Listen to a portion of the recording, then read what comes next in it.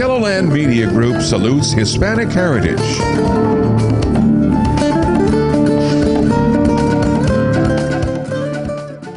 Buenas noches y gracias por estar con nosotros. Y welcome to our KELONEWS Media Group special celebrating Hispanic Heritage Month. Tonight we will hear from local community leaders, educators, and advocates. We'll take a look at the community of Hispanic business owners and find out how a local organization is working to encourage the Spanish-speaking community to get out and vote this November. First off, what does that heritage mean to people right here in KELOLAND? I spoke with several people via Zoom about what it means to them.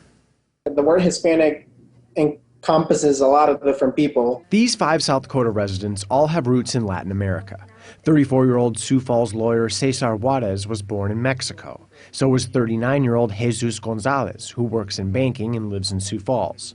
36-year-old Sioux Falls teacher Ivana Kusianovich is originally from Ecuador. 26-year-old Kimberly Munoz's parents are from Guatemala. She works in banking and lives in Sioux Falls. Finally, 20-year-old ANDREA HUETE lives in Brookings. Her parents are from Nicaragua, and she's secretary of SDSU's Latin American Student Association. To all 5, I posed the same question. What does Hispanic heritage mean to you? It means a common denominator, if you will, for several cultures joined into one. I'm happy that there is a Latin American club.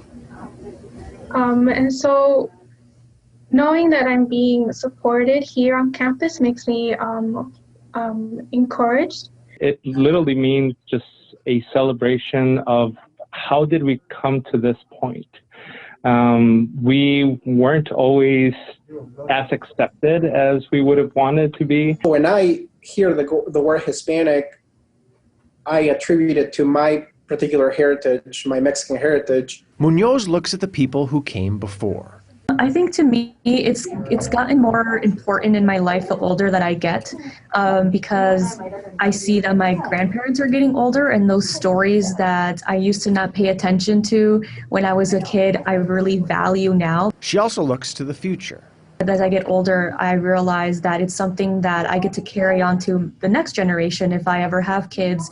So to me, it means that I need to always be informed about my background and my upbringing and how I can continue to pass on the stories and pass on the traditions to the next generation.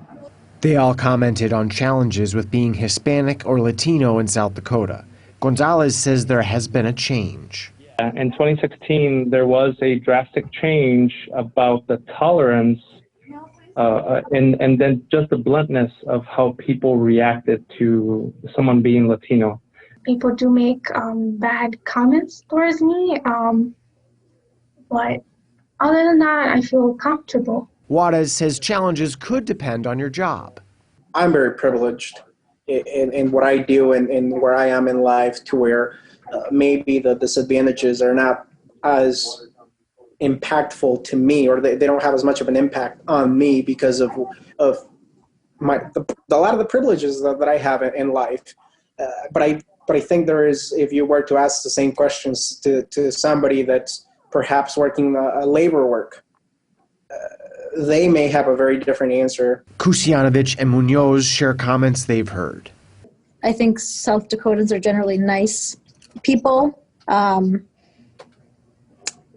I've heard comments for teaching in the Spanish immersion program. I've heard comments where, oh, well, why would you teach kids Spanish? You know, things like that. I would say there are some difficulties, but not to the extreme that it hinders me from finding success in my workplace or friendships or anything like that. But just the other day, someone made a comment that wasn't correct of how, you know, someone said, do you speak Mexican? And that was funny because it's, do you speak Spanish? You know, so I think it's more of an everyday conversational type of issues that arise, more so of not direct attacks. Stories and experiences like all of these continue to make the United States a melting pot.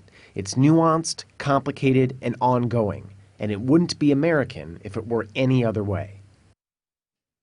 South Dakota and South America are separated by many countries, but cultural and educational ties are much closer in the classroom thanks to the work of two teachers from Chile and Argentina. They're both Spanish immersion teachers at SONIA Sotomayor Elementary School in Sioux Falls. KELONEWS' Perry Groten looks at their influence among students eager to learn about their native countries. Picking up a foreign language has always been easy for second-grade Spanish immersion teacher FLORENCIA NIEVAS-HAWK. I had always this love for languages and this curiosity. I started learning English by myself when I was 8. So I went to university and I wanted to study languages. NIEVAS-HAWK grew up in Argentina. Her educational career that brought her to South Dakota followed a kind of Hollywood-style movie script. Of course, I was influenced by Hollywood movies growing up. I wanted to know the U.S. I was impressed about the culture, I wanted to experience what it was like having Christmas in winter with snow, because our Christmas are very hot. The change in seasons hasn't been the only adjustment for NIEVAS-HAWK. Teaching Spanish to her students is a challenge during the pandemic. They have to hear me with a mask on, so I got a voice amplifier so they could hear me well. Karina San Martin teaches third-grade Spanish immersion. She's originally from a rural area of Chile. I grew up on a farm. I learned a lot about the nature, enjoyed outdoors. We didn't have like telephones, or even the TV wasn't like a color TV. It was a white and black TV at that time when I grew up. San Martin met her future husband from Sioux Falls, who was studying abroad in Chile. She says there was a bit of a culture shock when she moved here with her husband. We don't have in Chile like dinner time. It's kind of different. It's called once in Chile, and we have just a tea and a sandwich or a cake, something like that. So when I came here and I started eating dinner, and it was, oh my gosh, this is a heavy meal, and that was really different for me. Now she's feeding young minds a steady diet of Spanish language. They're kids, and you know kids, they are talk. So they're even talking to me a lot, even in Spanish, like blah, blah, blah. It's that way, and it's fun. San Martin says being a native of Chile gives her Sioux Falls students a first-hand account of life in her former homeland. They're really fascinated to know more and more about my country. When I talk about Chile, they're excited. They want to go there when I talk about Chile. It's really great how I can share that and how they get excited about it. Distant lands are within reach of eager students inside the educational melting pot of Sonia Sotomayor Elementary. In Sioux Falls, I'm Perry Groten. We're going to take a quick break. Just ahead, we'll tell you how a local group is working to get out the vote. This video will be a lot of people from different races and backgrounds coming out and saying, come and vote in Spanish. Vamos a votar. That story and more coming up.